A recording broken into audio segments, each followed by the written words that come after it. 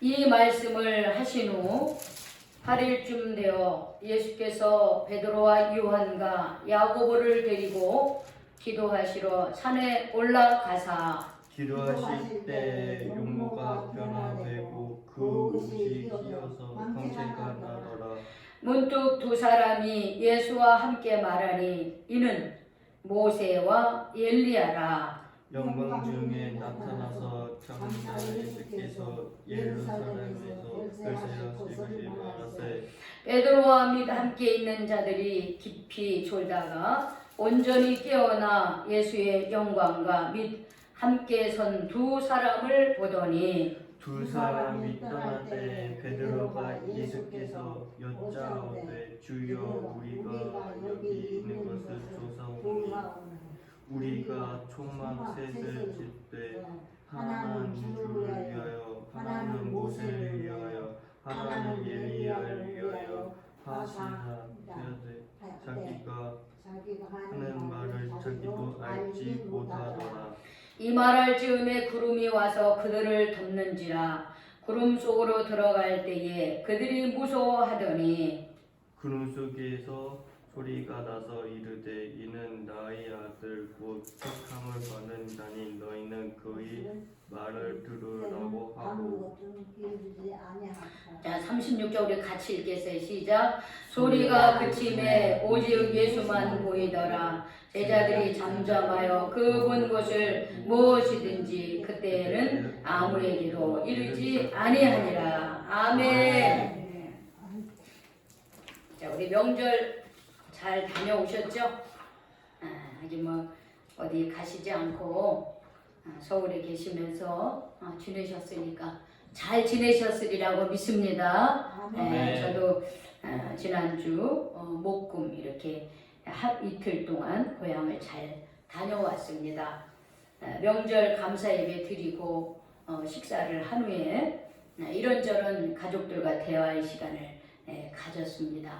이제 저희 큰오빠와 또 우리 큰올케도 이제 60대 후반, 70대 초반을 이렇게 살아가면서 그동안 힘들었던 시간들 고생했는데 그래도 여기까지 온 것에 대해서 감사하며 이제는 인생의 후반기를 살면서 잘 정리하면서 살아야 되겠다 하는 그런 이야기들을 나누었습니다. 사람이 살면서 이 세상에 살면서 자신의 인생을 잘 마무리 짓는 것도 우리에게 숙제예요. 그래서 여기 있는 우리 모두는 우리 인생을 잘 마무리 짓는 숙제를 잘 감당하시기를 바랍니다. 예수님도 좀 그러셨던 것 같아요. 예수님께서 자신에게 이제 자신이 앞으로 얼마 살 날이 없다는 것을 직감을 하십니다. 즉 자신의 십자가의 고난과 죽음이 가까이 옴을 이렇게 예수님은 알고 계셔요. 즉 하나님께로 돌아갈 날이 멀지 않았음을 아셨습니다. 그래서 하신 일이 있습니다. 그게 뭐냐? 오늘 우리가 읽은 본문에 있는 말씀입니다. 이게 오늘 우리가 읽은 본문에 보면 9장 1절을 보면 이렇게 시작을 합니다. 이 말씀을 하신 후, 그래서 이 말씀을 하신 후 도대체 예수님이 무슨 말씀을 하신 건가? 바로 그것은 9장 18절에서 27절에 예수님이 하신 말씀이 있어요. 그거 뭐냐면 제자들에게 야 사람들이 나를 누구라고 하더냐 라고 이렇게 질문을 합니다. 그러니까 제자들이 뭐 어떤 사람은 엘리야라고 하고 어떤 사람은 선지자라고 하고 어떤 사람은 뭐 세례 요한이라고도 얘기를 합니다. 이렇게 얘기를 해요. 그런데 그러면 너희들은 나를 누구라고 하느냐라고 했을 때 베드로가 고백하기를 예수님은 살아계신 하나님의 아들입니다. 이렇게 표현을 했습니다. 그러니까 베드로가 주는 그리스도요 살아계신 하나님의 아들입니다. 이런 고백을 했어요. 그런데 그 얘기가 끝나고 나서 제자들에게 뭐라냐면 나는 이제 곧 대제사장들과 장로들과 서기관들에게 고난을 받고 그리고 죽임을 당한다. 그렇지만 나는 제3일에 다시 살아날 거다 이런 얘기를 해 주셨어요. 그래 그 얘기를 하신 후가 바로 이 말씀인 거예요.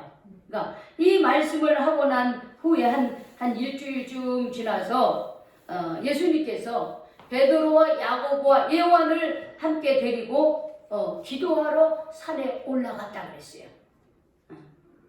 베드로가 주는 그리스도시요 살아계신 하나님의 아들이라는 고백과 그리고 그 고백이 있으니 그럼 하나님의 아들이면 세상의 영광을 취해야 되지 않겠어요? 그런데 예수님이 하는 소리는 야 내가 예루살렘에 가면은 나는 십자가의 고난을 받고 죽을 것이다. 그러나 다시 3일 만에 살아나리라 이 얘기를 했으니 제자들의 마음은 어떻게 했어요? 기뻐요? 의아했죠. 네, 그렇죠. 저기 고민이 되는 거야.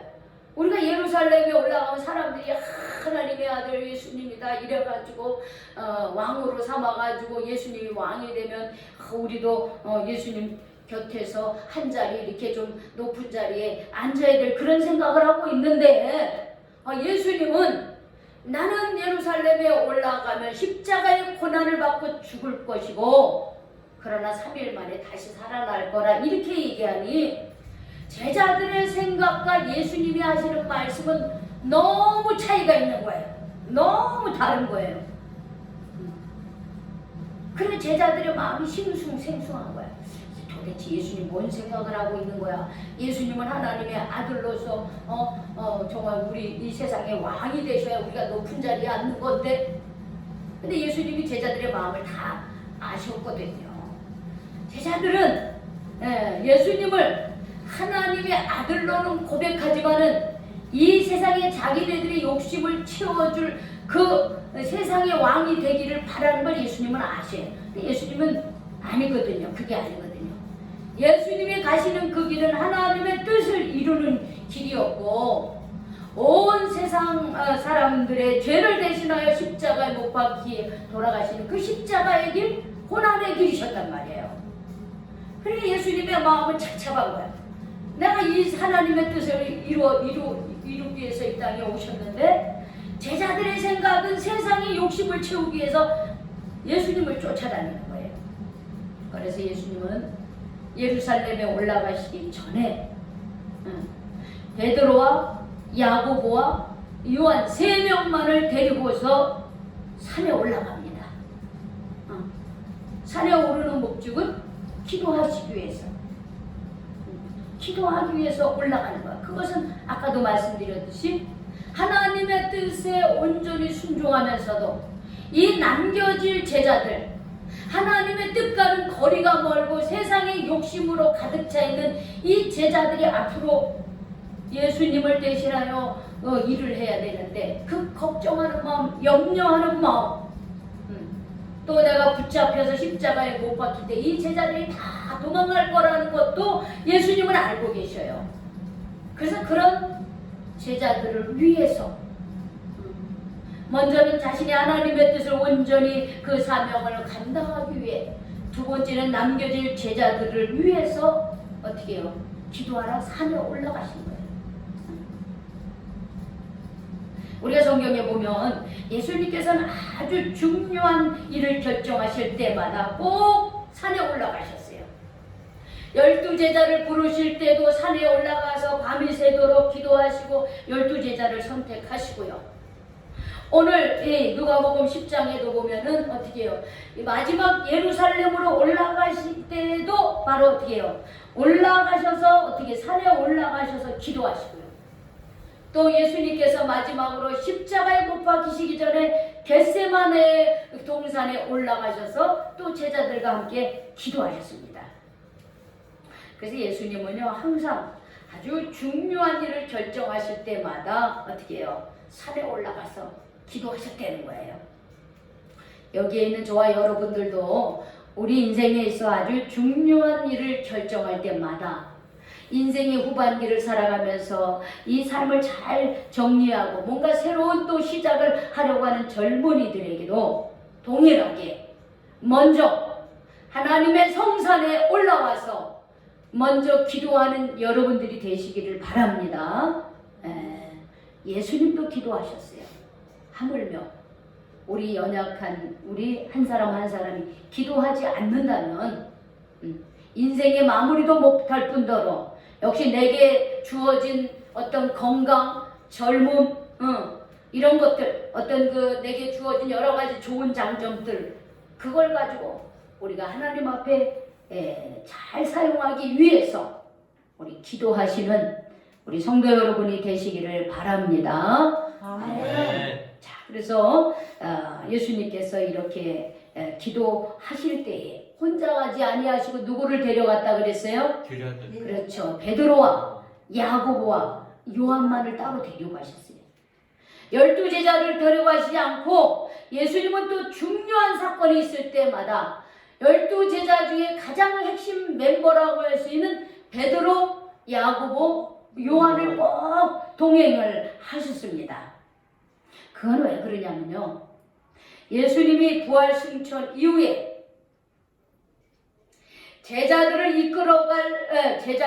지금은 예수님이 제자들을 이끌어가지만 예수님이 십자가에 못 박혀 돌아가시고 부활하시고 승천하시고 나면 어떻게 해요? 예수님이 눈에 보입니까? 안 보이죠. 그래서 그 예수님이 부활 승천 이후에 제자들을 이끌어갈 중요한 이 세 제자, 증인들 베드로, 야고보, 요한을 항상 동행을 한 거예요. 우리 성경에 보면은 어떤 사건이 있으면 두세 증인이 있어야 되는 거예요. 그래서 예수님은 꼭 두세 증인은 베드로와 야고보와 요한을 꼭 데리고 다니셨습니다. 왜? 보게 하시려고 그러는 거예요. 보게 하시고 예수님이 어떻게 하셨는지를 이 제자들이 보고 나중에 이 제자들을 이끌어 가라고 이렇게 3명의 제자들하고 동행을 하셨습니다. 그런데 예수님께서 그 산에 올라가서 열심히 기도를 합니다. 근데 기도하실 때 보니까 기도하실 때 그 용모가 변화되고 그 옷이 휘어져 광채가 나더라 그랬어요. 그러니까 예수님이 간절히 기도했더니 어떻게 해요? 그 얼굴이 환하게 해처럼 빛나고 그러면서 옷이 너무 광채가 빛나는 거예요. 그런데 다른 성경에 보니까는 세상에서 빨래하는 자가 그렇게 희귀할 수 없을 만큼 그 옷이 휘었다고 했습니다. 그러면 광채가 하나님의 영광이 예수님에게 임했기 때문에 예수님의 얼굴에 광채가 났고요. 그리고 그 옷이 이 세상의 그 어떤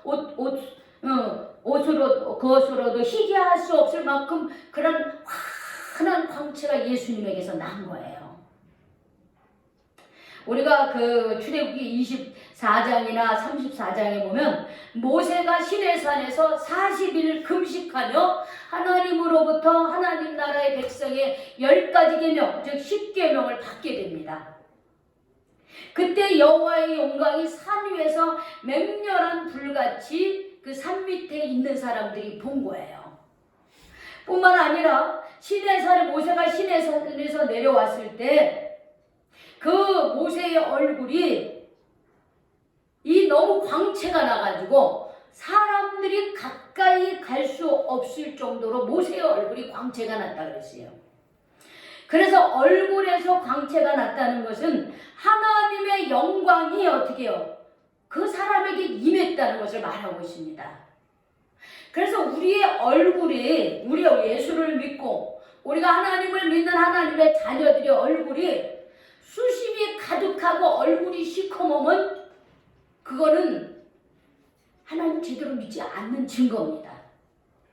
내가 정말로 하나님을 믿고 하나님의 말씀이 내 안에 있으면 우리의 얼굴에 근심이 가득하면 안 되는 거예요. 왜 그렇습니까? 내 근심과 걱정을 여전히 어떻게 내가 붙들고 내가 주인이 되어서 살고 있다는 증거예요. 여러분 우리 그렇게 살면 되겠습니까? 안 돼요.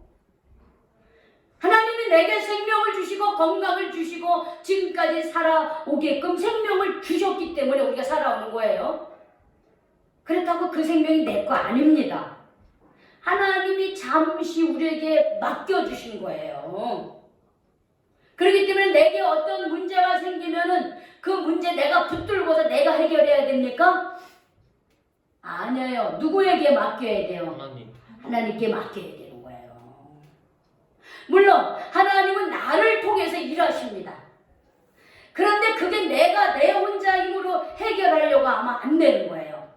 십자가 아래 나와서 무릎을 꿇고 어떻게 해요? 내 근심과 걱정과 염려를 어떻게 해요? 내려놓으셔야 됩니다. 그럴 때 어떻게 해요? 하나님께서 우리와 함께 해주시고 우리에게 평화를 주시고 그러면서 하나님께서 우리에게 지혜를 주셔서 담대함을 주셔서 그것을 이겨나갈 수 있는 힘도 주시고 어떤 지혜도 주시는 거예요. 그런데 그렇게 하지는 않고 내가 갖고 있는 문제를 나 혼자서 해결하려고 하나님을 알지 못하는 세상 사람들처럼 그렇게 살아간다면 그 하나님이 마음 아파하십니다. 우리는 어떠한 문제가 있든지 그것을 가지고 주님 앞에 내려놔야 되는 거예요. 그럴 때 주님이 나에게 임함으로 내 얼굴이 어때요? 환하게 빛나는 겁니다. 우리 예수님 지금 걱정 근심이 많아요. 3년간 함께 먹고 자고 했던 그 제자들이 좀 달라져야 되는데 하나도 달라지지 않아요. 그대로 자기 욕심 가지고 예수님 따라다니는 거예요. 지금 예수님이 예루살렘에 올라가서 세상 왕이 되기를 기대하면서 그랬을 때 한 자리씩 차지하기를 원하고 있습니다. 그걸 너무나 잘 알고 있어요. 그래서 저도 지금까지 목회하면서 목회자의 심정으로 이렇게 성도를 볼 때 어떤 때는 참 안 바뀐다. 사람이 참 안 바뀌는구나. 참 하는 사람이 안 달라지는구나 하는 것을 많이 보게 됩니다. 예수님을 믿노라 하면서 참 사람들이 하나님 뜻대로 참 안 사는구나. 여전히 내가 내 삶의 주인이 되어서 내 고집대로 하고 내 생각대로 하고 내 생긴 대로 살고 있어요. 내 생긴 대로. 그 생긴 대로가 안 좋은 것들인데.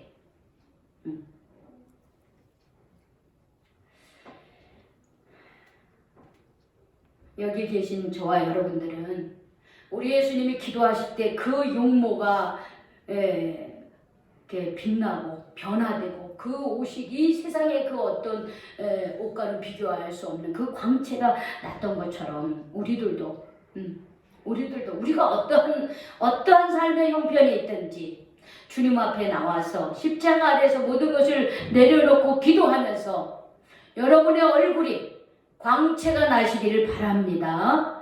여러분의 마음속에 있는 근심과 걱정이 다 사라지고 여러분 성도님들의 그 얼굴에 기쁨과 감사가 넘치는 얼굴이 되시길 바랍니다. 네, 축원합니다. 네. 어떨 때 그렇게 됩니까? 어떻게 할 때? 기도할 때 그러는 거예요. 예수님이 그렇게 그 사명을 감당하기에 남겨질 제자들을 위해서 간절히 기도할 때 하나님의 영광이 임했습니다. 근데 거기서 끝나지 않고 우리가 그 30절에 보면 문득 두 사람이 예수님과 함께 말을 했다 그랬어요. 근데 그 사람은 누구냐? 모세와 엘리야인 거예요. 이 모세와 엘리야는 어떤 사람입니까? 예수님이 태어나기 전에 이 모세는 어떻게 해요? 예수님이 태어나기 전에 1400년 전 인물입니다. 시내산에서 하나님으로부터 율법을 받고서 율법을 대표하는 사람이 모세였고요. 엘리야는 예수님이 태어나기 전에 800년 전에 호렙산에서 하나님의 영광을 체험한 예언자를 대표하는 사람입니다. 그러니까 구약 성경에 가장 중요한 사람이 있다면 바로 모세와 엘리야라고 말할 수 있는 거예요. 모세는 말씀을 받은 사람이고 엘리야는 말씀을 어떻게 해요? 선포한 사람이었어요. 말씀대로 살라고 예언을 한 사람입니다. 그런데 모세와 엘리야가 예수님과 함께 대화를 하고 있어요. 그런데 대화를 하는데 그 대화가 참 재미있습니다. 영광 중에 그들이 나타나서 예수님과 함께 모세와 엘리야가 대화를 하는데 그 대화의 내용이 하늘나라의 영광스럽고 뭐 찬란하고 뭐 이런 게 아니라 예루살렘에서 별세하실 것을 말하는 거예요. 여러분, 별세라고 하는 게 뭡니까? 돌아가시는 걸 말하는 거예요. 죽는다는 것을 말하는 거예요. 즉 예수님이 예루살렘에 올라가서 어떻게 고난을 받고 어떻게 죽을 것인지에 대한 얘기를 하고 계시는 거예요. 사실 모세나 엘리야도 어떻게 했어요? 정말 하나님의 뜻에 따라서 하나님의 뜻에 따라 하나님 나라를 위해서 일한 사람들이었잖아요. 그런데 모세도 어떻게 이스라엘 백성들이 힘들면 모세를 막 잡아 죽이려고 했고 돌로 쳐서 죽이려고 했고요. 굉장히 고난을 받았습니다. 엘리야도 마찬가지로 호렙산에서 어떻게 해요? 바알 선지자와 아세라 선지자 800대 1로 싸워가지고 어떻게 해요? 하나님이 살아계신 하나님이라고 하는 것을 증거함에도 불구하고 사람들이 어떻게 해요? 돌아오지 않았어요. 그리고 핍박을 받았지요. 모세가 어떻게 해요? 백성들의 배신으로 고통을 받았고 엘리야도 그렇게 했어요. 그런데 지금 예수님도 다른 사람들로부터 고통, 핍박받을 일을 한 일이 없음에도 불구하고 예루살렘에 올라가 어떻게 해요? 대제사장과 서기관들과 장로들에 의해 잡혀서 고난을 받고 십자가에 못 박혀 돌아가신다고 하는 그런 얘기를 하고 있는 거예요. 근데 그렇게 하고 있는데 베드로와 야고보와 요한은 어떻게 해요? 예수님이 기도할 동안에 또 쿨쿨 자고 있는 거예요. 그러다가 어떻게 해요? 깜빡 깨어나서 보니까는 예수님이 그런 그 광채가 나고 정말 그 옷이 휘어져 있고 그리고 모세와 엘리야가 같이 서가지고 대화를 하는 것을 그제야 보는 거예요. 그러니 이 베드로와 야고보와 요한이 얼마나 놀랐겠어요. 그들이 그렇게 존경하고 사랑하는 예수님과 모세와 엘리야하고 지금 얘기를 하고 있어요. 그런데 얘기를 하는데 뭔 얘기를 하는지는 이 사람이 기억이 안 나죠. 들리지 않아. 그런데 모세와 엘리야가 떠나려고 합니다. 떠날 때에 베드로가 예수님 앞에 뭐라 하냐면 예수님 여기가 너무 좋아요. 하나님의 영광이 이렇게 임하고 모세도 있고 엘리야도 있고 예수님의 얼굴이 광채가 나고 하나님의 영광이 임하는 이곳에 우리 여기가 좋으니까 여기다가 초막셋을 짓고 하나는 주를 위하여 하나는 모세를 위하여 하나는 엘리야를 위하여 여기다 집 짓고 여기다 우리 여기서 같이 살아요 이렇게 얘기하는 거예요. 근데 이제 당시 중동에서는 귀한 손님이 오면 천막을 지어가지고 어떻게 해요? 거기서 모셨다는 거예요. 귀한 사람을. 그래서 모세도 오고 엘리야도 오고 그러니까 우리 장막을 지어가지고 초막셋을 지어가지고 여기서 살게 하자. 지금 이루고 있는 거예요. 근데 성경에 보니까 뭐라냐면 베드로가 이렇게 말하는 것을 자기가 무슨 말을 하는지도 모르고 지금 얼떨결에 얘기하고 있다. 이렇게 말했습니다. 그런데 그렇게 말할 수밖에 없는 게 누가는 이렇게 말하고 있어요. 그들이 예수님이 기도할 때는 지금 이 베드로와 야고보와 요한은 깊이 잠이 들었다고 그랬어요. 깊이 졸다가 그랬다고 했어요. 여러분 여기서 이 존다라고 하는 것은 단순히 잠만을 의미하지 않고 어떻게 영적인 어떤 그 신앙의 눈이 잠겨 있다는 것을 말하고 있는 거예요. 신앙의 눈이 잠겨 있는 하나님을 바라보는 눈이 없는 거예요. 믿음의 눈이 없는 거예요. 그러다 보니까 모세와 엘리야가 예수님하고 대화하는 그 내용이 앞으로 예수님에게 예루살렘에 올라가서 별세하실 것을 얘기하고 있는데도 불구하고 이들은 뭐라 그러는 거예요? 아 여기가 좋으니까 이제 여기서 그냥 잘 먹고 잘 살아요. 지금 그렇게 얘기하고 있는 거예요. 근데 우리도 그러지 않습니까? 우리도 그렇잖아요. 우리도 하나님의 뜻을 알지 못하면 그냥 여기가 좋사오니 우리끼리 잘 먹고 잘 삽시다. 우리끼리 예수 믿는 사람끼리 마음 맞는 사람끼리 그냥 우리끼리 그냥 밖에는 뭐 힘들고 어려운 사람이 있든지 말든지 그냥 우리끼리만 잘 먹고 잘 사면 된다. 이렇게 생각할 때가 많이 있잖아요. 근데 베드로가 그렇게 했다는 거예요. 베드로와 야고보와 요한이 인간의 욕심을 가지고 하나님의 뜻을 순종하는 게 아니라 내 욕심대로 내 생각대로 살았다는 거예요.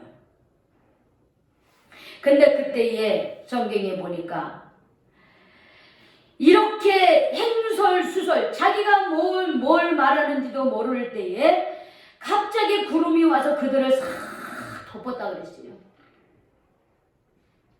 그러니까 그 구름이 그들을 싹 이렇게 덮으니까 그들이 이게 두려움이 있어요. 무서워합니다.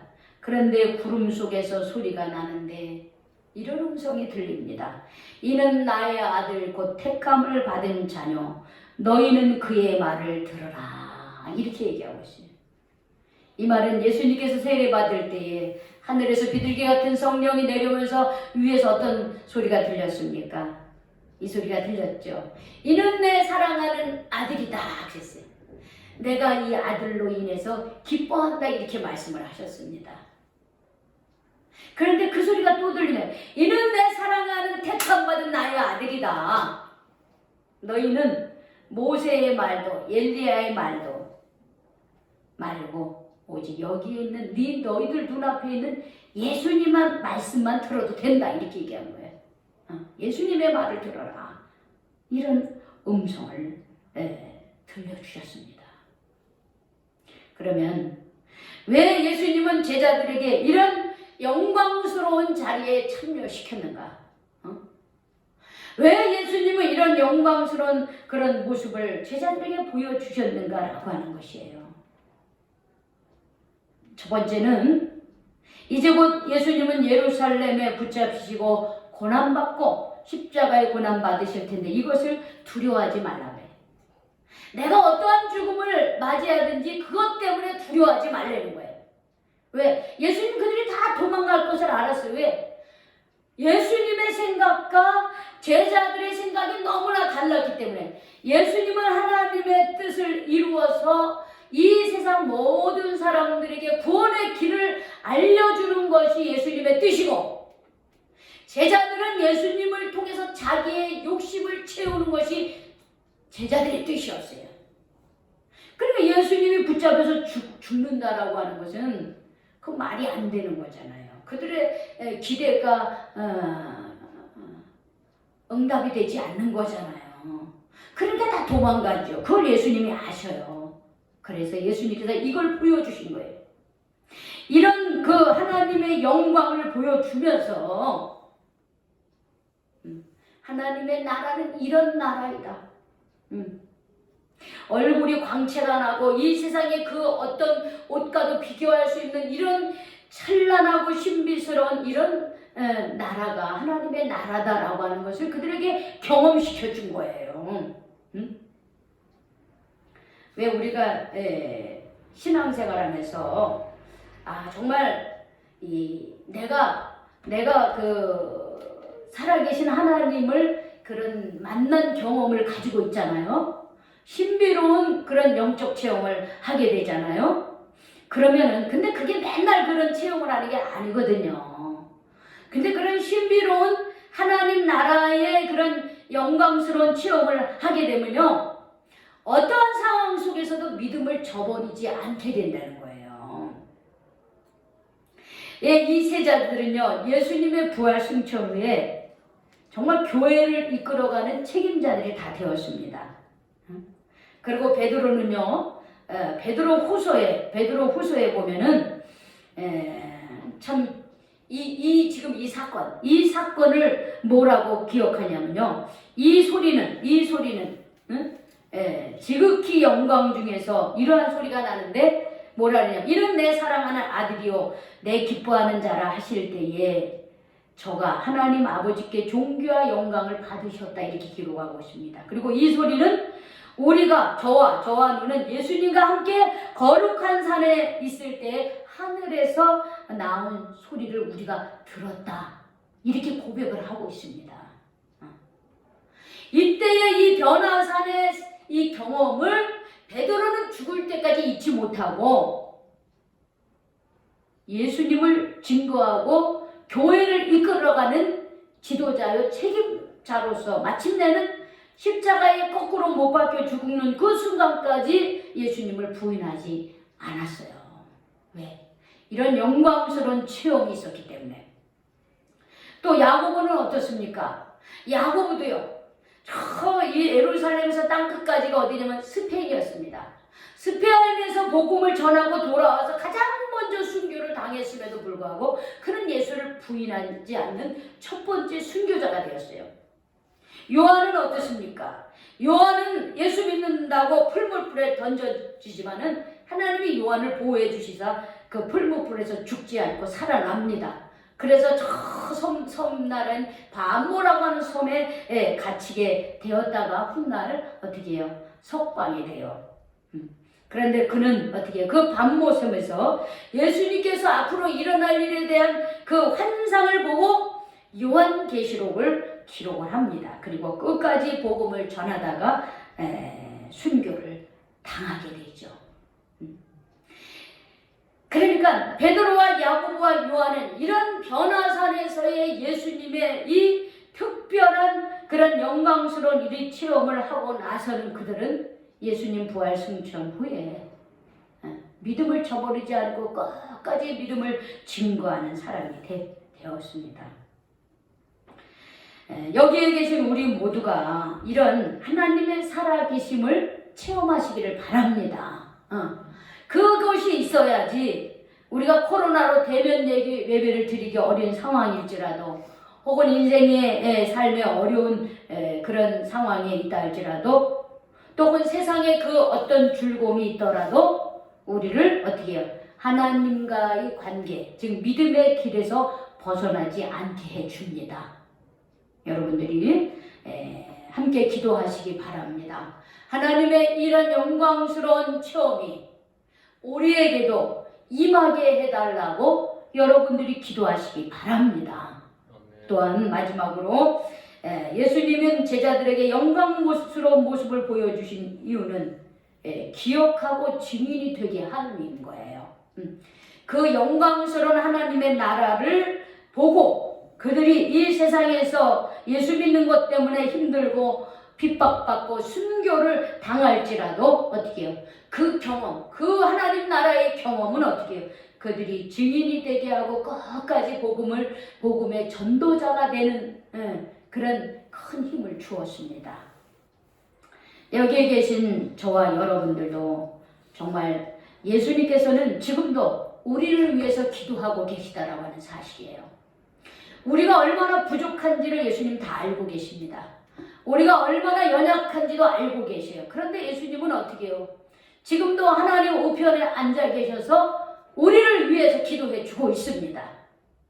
우리가 해야 될 거는 뭐냐면 베드로와 야고보와 요한이 예수님께서 나를 위해서 기도하시고 성령님께서 나를 위해서 기도하는데 나는 어떻게 해요? 그냥 잠자고 있어. 즉 뭐냐면 우리가 육신에 갇혀서 어떻게 해요? 깨어있지 못하다고 하면은 그러면 내가 예수를 믿는다고 하면서도 하나님이 기뻐하시는 말을 하는 게 아니라 하나님이 기뻐하시는 삶을 사는 게 아니라 내가 무슨 말을 하는지 횡설수설하게 되고 내가 어떤 행동을 해 하나님을 기뻐하게 하는지도 모르고 어떻게 해요? 그냥 내 마음대로 살게 된다라고 하는 거예요. 우리의 영이 늘 깨어 있어서 졸다고 뭐 말씀도 안 들리고요. 또 어떻게 지혜도 생기지 않아요. 우리의 영이 잠들면 하나님의 음성을 들을 수가 없습니다. 그런데 우리가 늘 영적으로 깨어 있어서 하나님의 음성도 듣고 하나님의 뜻도 깨닫고 하나님이 우리 안에 임해서 우리의 삶이 정말 예수님의 이 변화선에서 용모가 변화되고 그것이 희어 강체가 나고 그리고 마침내는 사명을 감당했던 것처럼 우리들도 영으로 깨어 있어서 우리의 삶이 하나님이 임재하는 삶이 되어서 우리가 이 땅에 살면서 우리에게 향하신 하나님의 뜻을 잘 감당하고 하나님과 동행하는 그런 삶을 사시기를 주님의 이름으로 축원합니다. 아멘. 아멘. 축원합니다. 아멘. 기도하겠습니다. 지금